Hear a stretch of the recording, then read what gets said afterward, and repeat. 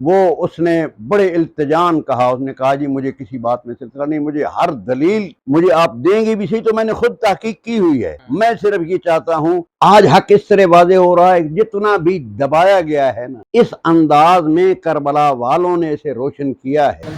صرف ایک چیز جو میرے دل کو لگی کہ یہ ویڈیو عراقی پرفیوم ابو الفضل کے تعاون سے پیش کی جا رہی ہے، جو کہ پاکستان میں لانچ ہو چکا ہے۔ بہترین خوشبو ہے اور اسے ابو الفضل اس لیے کہا جاتا ہے کیونکہ حرم حضرت عباس میں یہی خوشبو استعمال کی جاتی ہے۔ آرڈر کرنے کے لیے واٹس ایپ نمبر پر السلام علیکم مومنین اکرام، امید ہے آپ سب خیر و عافیت سے ہوں گے۔ جیسا کہ آپ جانتے ہیں کہ اس وقت ہمارا یہی پیغام ہے ساری دنیا کو، ہم اسی پر پروگرامز کر رہے ہیں۔ علماء اکرام جتنے معتدل علماء ہیں، خواہ ان کا تعلق شیعہ مسلک سے ہو، خواہ اہل سنت ہوں، سب کی ایک ہی صدا ہے کہ محبت اہل بیت کی طرف آئیں، حسینیت کی طرف آئیں، اور اس میں کوئی دو رائے نہیں، کوئی اس میں شک والی بات نہیں کہ سب سے تیزی سے حسینیت اس وقت دنیا بھر میں پھیل رہی ہے۔ لوگ محبت اہل بیت کی طرف آ رہے ہیں، ولایت مولا علی علیہ السلام کی طرف آ رہے ہیں، اور اس کی ایک وجہ یہ بھی ہے کہ سوشل میڈیا کے ذریعے وہ چیزیں کہ جو مولویوں نے جھوٹ کے ذریعے پروپیگنڈے کیے تھے شیعہ مسلک کے خلاف، حسینیوں کے خلاف، اور محبت اہل بیت کو منسوب کرتے تھے کہ صرف ایک مسلک کے ساتھ ہے، یہ شیعہ ہی صرف محبت اہل بیت کے قائل ہیں، اب وہ چیزیں ختم ہو رہی ہیں۔ اسی حوالے سے اس محرم میں ایک بالکل نیا ایک واقعہ ہوا ہے کہ ایک شخص جس نے ولایت امیر المومنین کا اقرار کیا ہے، میرے ساتھ اس وقت موجود ہیں ملک کی نامور ہستی، بڑی علمی شخصیت، بڑی ان کی خدمات ہیں، محبت اہل بیت کے حوالے سے، اتحاد امت کے حوالے سے علامہ حافظ قاسم رضا نقوی صاحب۔ ان کے ذریعے اس شخص نے ولایت علی کا اقرار کیا۔ وہ سارا واقعہ کیا تھا وہ علامہ صاحب سے جانیں گے۔ علامہ صاحب سب سے پہلے تو بہت شکریہ، آپ نے وقت عنایت فرمایا۔ ذرا بتائیے گا کہ کیا سلسلہ تھا، کس طرح سے وہ مومن محبت علی کی طرف آیا؟ بسم اللہ الرحمن الرحیم۔ فروغ اذا کے ذریعے آپ ہمیشہ حساس موضوعات پر گفتگو کرتے ہیں لوگوں تک۔ یہ آج کے دور میں جو میڈیا ہے یہ حق واضح کر رہا ہے۔ ہم بھی سوچتے تھے طالب علمی زمانے میں، بچپنے میں، کہ جب حق بالکل مکمل چھا جائے گا، جال حق و وضاحق الباطل، تو اس وقت آخری محمد کعبہ میں آئے گا، اپنی ظہور کے بعد ولایت و امامت کا جب اعلان کرے گا 12واں علی، تو وہاں جب جو خطبہ دیں گے پوری دنیا میں ہر ایک اپنی زبان میں سنے گا۔ ہم بھی جب علم نہیں تھا تو ہم سوچتے تھے یہ کیسے، نعوذ باللہ من ذالک، کیسے ممکن ہو سکتا ہے؟ شک کا بھی ذہن میں آتا تھا، ہمیں تو یقین تھا چونکہ ائمہ معصومین پر، لیکن پھر بھی ذہن قبول نہیں کرتا۔ اس میڈیا نے انسان کو واضح کر دیا۔ اور میں خود جب ایران بین الاقوامی مقابلہ کے لیے گیا، وہاں پر محمد علی کلے بھی میرے ساتھ بیٹھا ہوا، بہت بڑے اجتماع میں، اس وقت شاید رفسنجانی صدر تھے، تو وہاں پر ہمارے کان کے اوپر وہ لگایا گیا، خطیب خطاب کرنے والا انگریزی میں، عربی میں اور فارسی میں تھا، لیکن ہم اپنی زبان میں وہ سن رہے تھے، تو پتہ چل رہا تھا کہ ہمارے 12ویں امام کی اس خطبے کی تشریح کی جا رہی۔ کیا کہنا؟ آج حق اس طرح واضح ہو رہا ہے، جتنا بھی دبایا گیا ہے نا، اس انداز میں کربلا والوں نے اسے روشن کیا ہے کہ 9 محرم کو میرے پاس مسجد الحسین کے خدمت گزار اور محنتی لوگ یہ میرے پاس ایک شخص کو لے کر آئے کہ اس نے تحقیق بھی کی ہے اس سلسلے میں، اس کی کچھ تسلی بھی کرائیں اور اس کے سوالوں کے جواب، اور پھر اسے کلمہ حق بھی پڑھائیں۔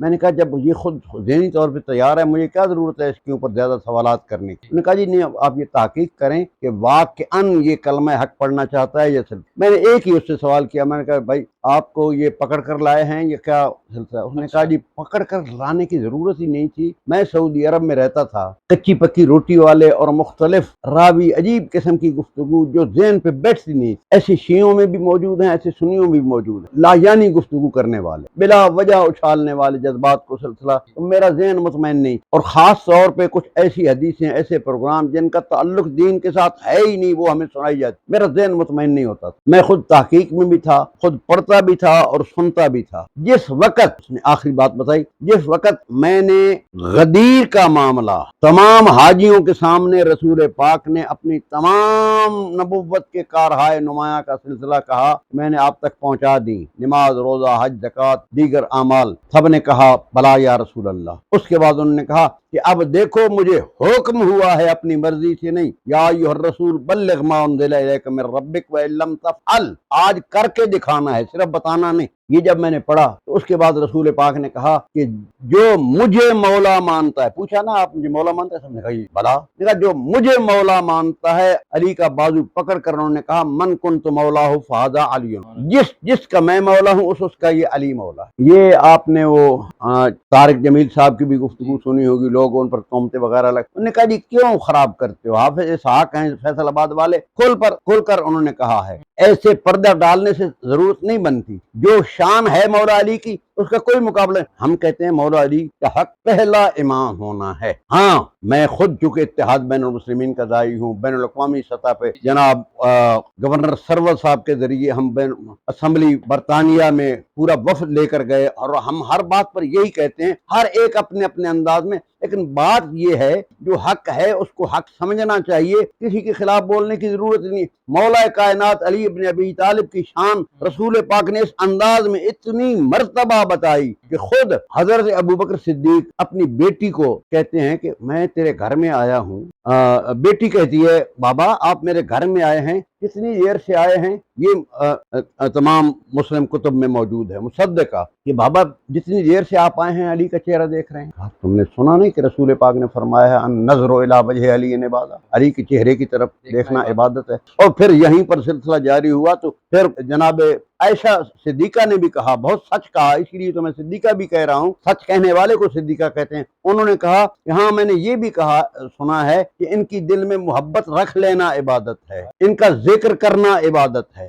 جو اس منزل پر ہوں، اور پھر قرآن مجید کی آیت انما ولیکم اللہ ورسولہ، یہ پوری کی پوری آیت مولا علی کی ولایت امامت پر، جو بات آپ نے کی ہے دور نہ چلے جائیں، مرد مومن زیغم امین وہ اس نے بڑے التجان کہا، اس نے کہا جی مجھے کسی بات میں سلسلہ نہیں، مجھے ہر دلیل مجھے آپ دیں گے بھی صحیح، تو میں نے خود تحقیق کی ہوئی ہے، میں صرف یہ چاہتا ہوں حافظ کاظم رضا صاحب کا نام سنا ہے، ان کے ہاتھوں علی کی ولایت کا اعلان کو، اس حوالے سے میں حاضر ہوا۔ تو وہاں پر تمام مومنین، تقریباً 14 مومنین اس وقت موجود تھے، ان کی موجودگی میں میں نے اسے کلمہ اسلام لا الہ الا اللہ محمد الرسول اللہ، اور پھر کلمہ ایمان علی ولی اللہ وصی رسول اللہ و خلیفتہ بلا فصل پڑھایا، نعروں کی گونج میں اسے ہدیہ تبریک پیش کیا گیا، اور میں نے دعا کی اللہ تعالیٰ آپ کو اس پر قائم و دائم رکھے۔ باقی ساری چیزیں سائڈ پر ذاکرین کیا کہتے ہیں، کوئی کیا کہتا ہے، مجھے صرف ایک چیز جو میرے دل کو لگی کہ وقت غدیر میں نبی صلی اللہ علیہ وسلم نے جو فرما دیا، بس وہ میرے لیے، اس سے آگے میرے لیے کچھ نہیں، بس نعرہ حیدری۔ پہلے بھی کلمہ اسلام پڑھتے تھے، آج کلمہ ایمان بھی پڑھیں گے۔ بسم اللہ الرحمن الرحیم، بسم اللہ الرحمن الرحیم، لا الہ الا اللہ محمد رسول اللہ۔ یہ کلمہ اسلام، آگے ہے کلمہ ایمان، علی ولی اللہ وصی رسول اللہ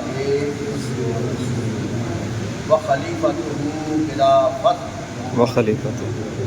بس بنیادی بات میرا عرض کرنے کا مقصد کہ آج کے دور میں کوئی چیز پوشیدہ نہیں رہی، اس نے علی کی ولایت کا، رات کو جب پروگرام ہوا، ابصار نقوی صاحب بہت بڑے خطیب جو نکسن روڈ پہ خطبہ دے رہے ہیں، انہوں نے اس بات کا اعلان کیا کہ یہ جو پوری دنیا میں نشر ہو چکا ہے کہ آج حافظ کاظم رضا صاحب جو بہت خدمات انجام دینے والے ہیں، یہ ہے وہ ہے، ان کے ہاتھوں پہ ایک نے شیعہ ہونے کا اعلان کیا ہے۔ میں نے کہا جی ہم نے تو کبھی ذکر نہیں کیا، اکثر لوگ اس راستے پہ آ کے علی کی ولایت کا اعلان کرتے ہیں، ہم کہتے ہیں کہیں بدنام یہ سلسلہ ان کی پریشانی نہ ہو، ہمیں اس کے لیے نام نمود کی ضرورت نہیں ہوتی، اس لیے ہم نے، اس بندے نے کہا کہ میرا نام جہاں بھی ذکر کرنا چاہیں کریں، میں علل اعلان تکلیف مصیبت برداشت کرنے کے لیے تیار ہوں، لیکن علی ولی اللہ سے پیچھے ہٹنے کے لیے تیار ہوں۔ علامہ صاحب یہی میں آپ سے ایک اسی حوالے سے ضمن میں سوال کروں گا کہ آپ کیا سمجھتے ہیں کہ کیا وجہ ہے کہ اس دور میں اس قدر دنیا محبت اہل بیت کی طرف آ رہی، آج سے پہلے ایسا نہیں تھا؟ بنیادی وجہ یہ ہے کہ لوگوں نے اخیر دیکھ لی ہے، انہوں نے یہ دیکھ لیا ہے کہ رسول پاک کے جو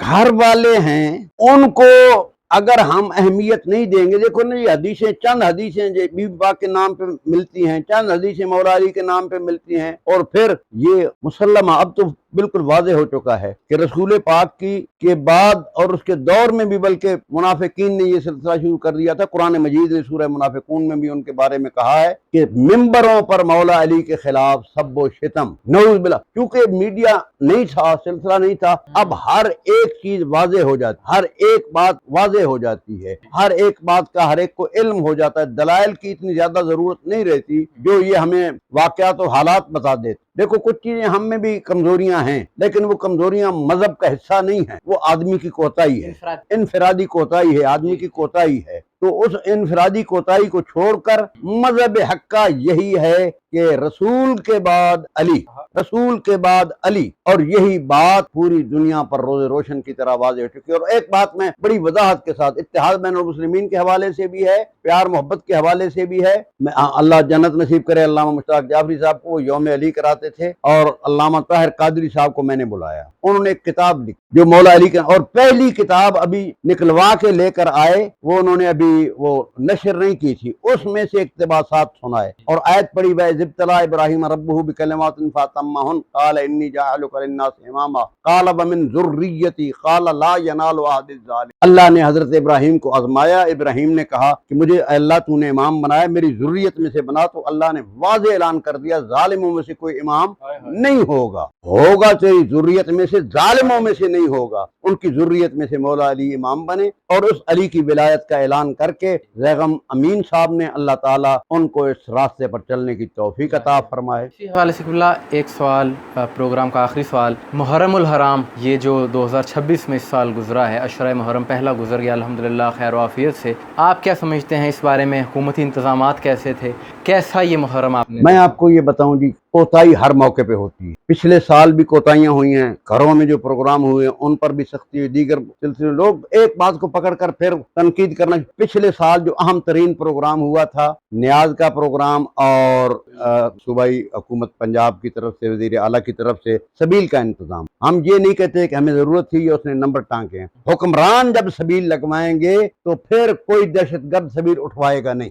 बहुत बड़ी हम इसलिए अप्रिशिएट उन्हें करते हैं। और इस मर्तबा तो उन्होंने ठंडे पानियों का छिड़काव किया है, और मैं खुद मौजूद था, अल्लामा मोहम्मद अकबर साहब थे, और दूसरे हमारे तमाम साथी भी मौजूद थे, अब्दुल खबीर आज़ाद साहब वगैरह। और वहाँ पर मरियम साहिबा ने बेहतरीन अंदाज में ये कहा, जी ये मुसलमानों ने, हम शिया सुन्नी ने मिलकर मुल्क बनाया है, ये रहने वाले हैं, कोई हाथ बांध के पड़े, कोई हाथ खोल के पड़े, कोई मातम करे, कोई न करे, हर एक को करने की आज़ादी है। इतनी सख्त गर्मी में जो करोड़ों की तादाद में लोग मैदान में निकलते हैं, क्या इनका हक नहीं है कि हुकूमत उन पर हक अदा करे? आपको भी चाहिए। डीसी साहबान को कहा, मैं हर जगह पर देखूं कम अज कम उस रास्ते में 3-3 मरतबा पानी का छिड़काव हो। मैं देख रहा था IG DIG वगैरह काम। असल मसला ये है, हुकूमत अगर गिरफ्त करती है ना, मसाइल हल हो जाए। दहशतगर्द दब चुके हैं, और मैं ये नहीं कहता कि हमारी हमदर्दी में वो कर रहे हैं, वो अपनी हुकूमत चलाने के लिए कर, लेकिन हमें फायदा पहुंचता है, हम उनकी तारीफ करते। खुदा बंदे आलम की जात, जो लोग इस अच्छाई करते हैं, खुदा बंदे आलम उन्हें अजर अता फरमाए। पंजाब हुकूमत ने इस मरतबा बहुत प्यारा किरदार अदा किया है। एक बात मैं भूल न जाऊं, हमेशा 5 साल से बहुत बड़ा फसाद फैलता था मलवाली जिला अटक में। वहां पर शिया सुन्नी का मुश्तरका एक क्रिकेट मैच ताकि अमन की फिजा कायम हो, और हुकूमत भी यही चाहती है। वहां पर भी दहशत गर्दों ने बल्कि गड़बड़ की शुरू की, और DC अटक ने बेहतरीन अंदाज में हमारे कहने पर उन मसाइल को हल किया। आज का मुहर्रम भी इस मरतबा बेहतरीन अंदाज में वहां भी, और दीगर ये 5 साल बाद वहां मसला हल हुआ। हर साल मैं गुजारिश करता था। तो ये जब मसाइल हल होते हैं तो हमें उन मसाइल की वजह से तारीफ करनी पड़ती है। रामा साहब बेहतरीन अंदाज में आप गुफ्तगू फरमा रहे थे। मोमिन आपने सुन ली बात, और यही पैगाम है कि नफ़रतों को कम करें, मोहब्बतों को फ़रोग़ दें, और सारी दुनिया मोहब्बत अहले बैत की तरफ आए। मोमिन इकराम, आपकी सवाल से क्या राय है कमेंट्स में ज़रूर बताइएगा। मुझे दुआ में याद रखिएगा। अस्सलामु अलैकुम वरहमतुल्लाह।